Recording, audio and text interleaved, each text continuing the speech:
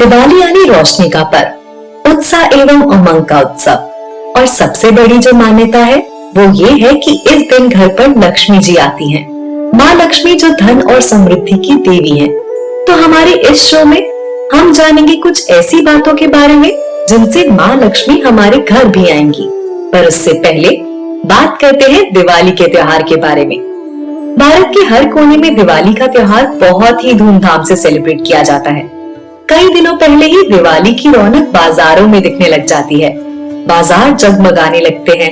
रंग बिरंगी लाइट्स को देखकर ऐसा लगता है मानो धरती पर किसी ने सतरंगी सितारे बिछा दिए हों।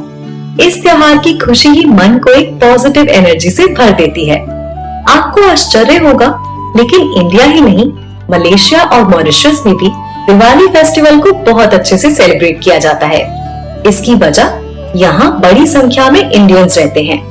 दिवाली पर इन दोनों ही कंट्रीज में पब्लिक हॉलिडे रहता है। मलेशिया में दिवाली को हरी दिवाली यानी ग्रीन दिवाली भी कहते हैं, क्योंकि मलेशिया में पटाखों पर बैन है। इसके अलावा श्रीलंका में भी दिवाली का त्योहार धूमधाम से मनाया जाता है। नेपाल में दिवाली को तिहाड़ कहा जाता है। यहाँ भी भारत की तरह घरों को सजाया जाता है और ये पर्व मनाया जाता है।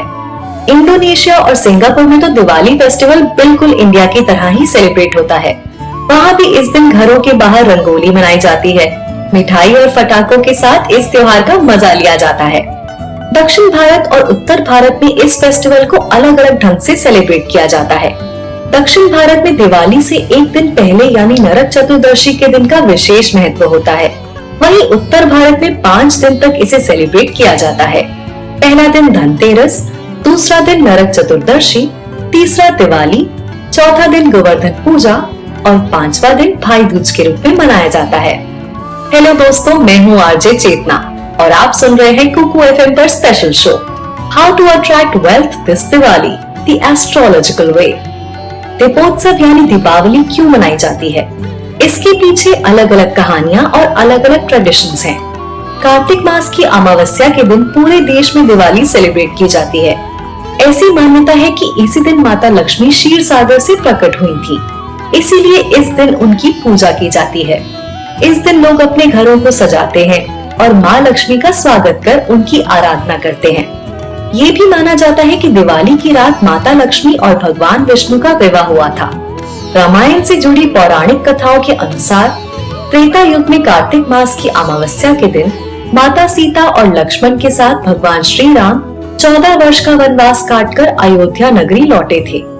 उनके स्वागत में अयोध्या के लोगों ने दीप जलाकर और मिठाइयाँ बांटकर खुशियाँ मनाई थी।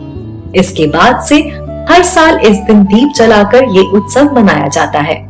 वहीं महाभारत के अनुसार जब कौरव और पांडव के बीच चौसर यानी जुआ खेला गया था, तब इसमें पांडव सब कुछ हार गए थे। तब पांडवों को 12 साल वनवास और 1 साल अज्ञातवास भोगना पड़ा। वनवास और अज्ञातवास खत्म होने के बाद पांडव दिवाली के दिन ही हस्तिनापुर लौटे थे। उनके लौटने की खुशी में हस्तिनापुर के लोगों ने दीप जलाकर उत्सव मनाया था। जैन धर्म में दिवाली को भगवान महावीर के मोक्ष दिवस के रूप में मनाया जाता है। ऐसा माना जाता है कि कार्तिक मास की अमावस्या के दिन ही भगवान महावीर को मोक्ष की प्राप्ति हुई थी। वहीं बौद्ध धर्म के लोग इस दिन सम्राट अशोक के बौद्ध धर्म अपनाने के उत्सव के रूप में इसे सेलिब्रेट करते हैं। इसे बौद्ध धर्म में अशोक विजयादशमी भी कहते हैं। इस दिन मठों को सजाया जाता है और ईश्वर से संपन्नता यानी प्रोस्पेरिटी एवं शांति के लिए प्रार्थना की जाती है। सिखों के तीसरे गुरु अमरदास जी ने दिवाली को लाल पत्र दिवस के रूप में मनाया था।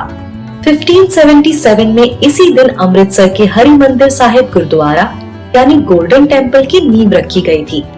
1619 में इसी दिन सिखों के छठे गुरु हरगोबिंद ग्वालियर में मुगल एम्पायर जहांगीर की कैद से आजाद हुए थे। इसी की याद में सिख कम्युनिटी दिवाली को बंदी छोड़ दिवस के रूप में सेलिब्रेट करती है। सोशल रिफॉर्मर और आर्य समाज के फाउंडर स्वामी दयानंद सरस्वती को दीपावली के दिन निर्वाण यानी मोक्ष प्राप्त हुआ था। इसीलिए आर्य समाज भी इस पर्व को उत्साह के साथ मनाता है। स्वामी दयानंद सरस्वती को समाज में फैली बुराइयों को समाप्त करने और वैदिक संस्कृति को बढ़ावा देने के लिए पहचाना जाता है। फ्रेंड्स, हर रिलीजन और कम्युनिटी में दिवाली सेलिब्रेट करने के पीछे कुछ स्पेशल रीजन है। हर जगह अलग ढंग से ये त्योहार मनाया जाता है। दिवाली पर हर कोई चाहता है कि माता लक्ष्मी उन पर अपनी कृपा बरसाएं, उन्हें धन, संपत्ति और वैभव प्रदान करें। माता लक्ष्मी को प्रसन्न करने के लिए लोग कुछ विशेष तरह के उपाय भी करते हैं। हमारी इस स्पेशल सीरीज में हम भी आपको कुछ खास टिप्स बताएंगे जिससे आपके घर धन, संपत्ति, वैभव और खुशहाली का आगमन हो। साथ ही बताएंगे कि एस्ट्रोलॉजी के अकॉर्डिंग आपको इस दिवाली किस तरह से अपना घर डेकोरेट करना है और किन टिप्स की हेल्प से आप पर होगी माँ लक्ष्मी मेहरबान।